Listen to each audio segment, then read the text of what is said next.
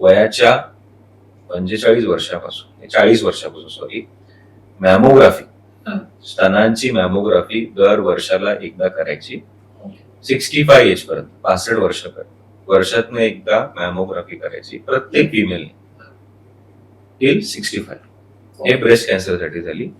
गर्भाशयाच्या मुखाच्या कॅन्सरसाठी, त्याला cervical cancer म्हणतो, त्याच्यासाठी वयाच्या 25 वर्षापासून टेस्ट चालू होते. त्याला पॅप स्मिअर म्हणतात. पॅप स्मिअर 2 प्रकारचे असतात. एक विच HBV DNA म्हणजे HBV DNA टेस्ट बरोबर एक पॅप स्मिअर असतो आणि एक नॉर्मल पॅप स्मिअर असतो.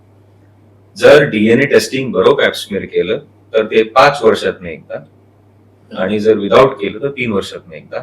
या दोन्ही टेस्ट सर्वायकल पॅप स्मिअर आणि मॅमोग्राफी ह्या दोन्ही 65 वयापर्यंत केल्या पाहिजे. पुरुषांसाठी एक कोलॉन कॅन्सरची टेस्ट आहे किंवा प्रोस्टेट कॅन्सरची टेस्ट आहे, पण ती पण पुरुषांमध्ये ज्यांच्या फॅमिलीमध्ये हिस्ट्री आहे त्यांच्या करता आहे.